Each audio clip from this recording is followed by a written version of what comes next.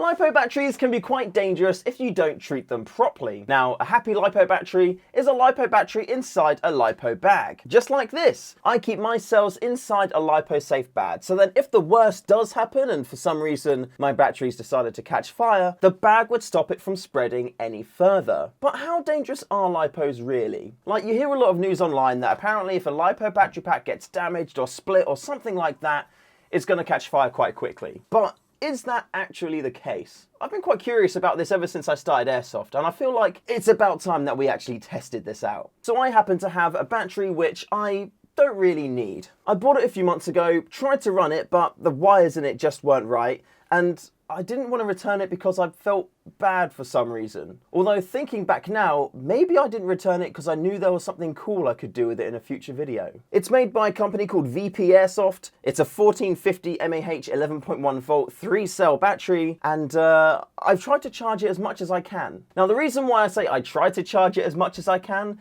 is because with the dodgy connector, every time I try and charge it, about 30 seconds later, my charger goes mental and says that my battery is gonna exceed its max voltage, even though it's only at like, what, 11.8 volts? So after about 4 attempts of charging it up all the way, I gave up. But hopefully there'll be enough charge in here to give us some interesting results. Now I genuinely don't know what's going to happen, but my plan is to take this outside, take my Glock outside, and then just shoot it. But we are going to be safe about it though. I'm not going to do it by anything flammable. I'm going to make sure this is on top of like a concrete slabby thing so it can't spray fire about anywhere else. We are going to be on grass, but grass won't catch fire. Well, not that I'm aware of anyway. I also do have a little fire extinguisher I'm going to be taking out with me as well. I'm not sure if it's a water-based one or if it's like a powder-based one. So if it's water, I guess we won't use it because water and electricity don't really mix. But hopefully it's a powder or CO2, in which case everything will be fine. So I guess without further ado,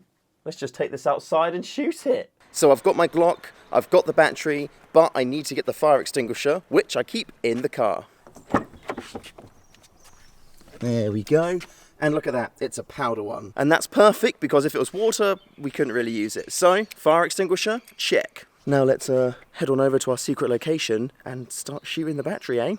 Okay, it's not really a secret location, it's just the kind of grassy bit behind my house. But what my plan is to get some concrete slab that are over there, put it down on the grass here, away from the fence, again, being safe, and then just shoot it. We'll have the fire extinguisher on the side for standby, just in case it does go a little bit too crazy. And that should be all of our safety concerns taken care of. Look at that, eye protection as well. I know that in my videos I've been a bit lax with my eye protection, so making sure we got them on from the start from now on.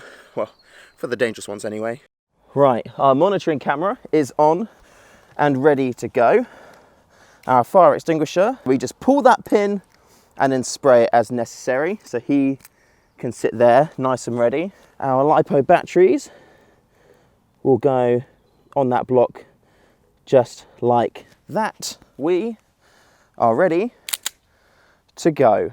Now this Glock is firing at 275, 278 FPS, so I'd like to think that if you were carrying some of these batteries in your bag during a skirmish, this is an adequate example of why you shouldn't be carrying lipos, or if it doesn't matter.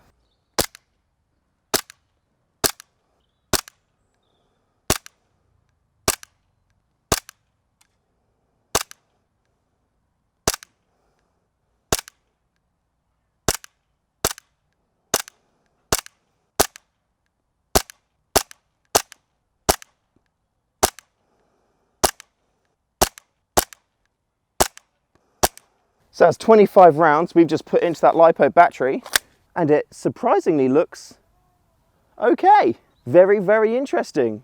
I would have thought that that would have absolutely wrecked it on the first shot, but no, you know what? It actually looks pretty good. I mean, that has been hit quite substantially. 280 FPS from a, from a green gas Glock, no problem at all. Let's see how it fares if we drop a concrete slab on it. Apparently, it fares okay. Let's try another concrete slab drop. 3, 2, 1. Apparently it still fares okay. Let's do 1/3 and final drop just to see if we can get a bit of a exciting reaction.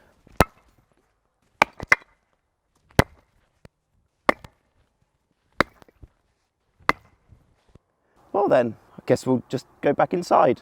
Just before going inside, I've had a quick once over the batteries. I'm not going to be taking them inside the house just out of safety. I will be disposing of them responsibly. And you can see this one here's got a huge gash in it. This one has been absolutely destroyed in the middle bit here. And also this end cell too has received its own fair share of damage. Probably not as much as the other two cells, but here has been squished, battered, and you would not want to have that in your airsoft bag. Now all of the cells, when holding them, when touching them, they feel warm. This one feels the warmest. It's still pretty cool to the touch, but you can definitely feel that there's heat coming off them. Let's dispose of these safely and let's get back inside. I'm quite happy I didn't have to use my fire extinguisher though. Those things are expensive. Now, as you can probably tell, I am very surprised and kind of confused by that result.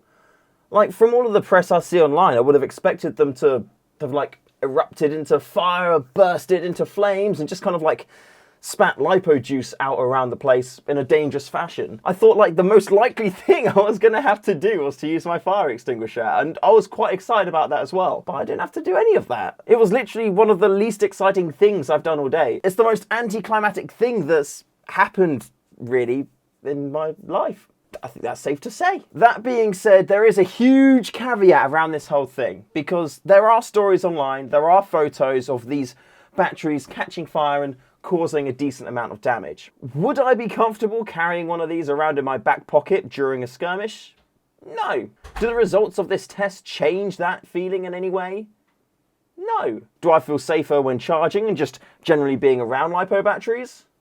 Yeah, actually, I do. I feel quite a bit safer, to be honest. I think this is probably going to come down to, there's probably a few bad ones in the batch, you know? If they were as dangerous as they were kind of made out to be online, then I expect they probably wouldn't be allowed to be sold. You know, if they're catching fire and burning stuff down constantly, that's not a good thing. And from my test today, they're not doing that. I shot it with like 25 rounds, as long as I hit every shot, with 280 FPS at point blank range. Nothing, just dented it. That was it. And then I dropped a concrete slab on it many, many times. And it burst it, it popped it, it created complete gashes. And when I disposed of them, I was able to just break all three apart just like that. No issues at all. In my little roundup outside though, I mentioned they were getting warm, and they did get warm, but they were very easy to hold. And I had to hold it for a while before I could really feel that it was warm. So it's not like it was burning up straight away. It was just getting, you know, a little bit warm. So with all that being said, do I feel safer around lipos? Yes. But would I want to be around one that's been damaged? No. And I think that's a pretty fair conclusion to have from this video. Thank you very much for watching this video. If you have any questions or anything like that, let me know in the comments below. And if there's any kind of other ways to test lipo batteries, please do let me know, because if there is a way to get flames, I want to know about it. So please, share them with me. I've been Shoe, that's been this video. See you in the next one.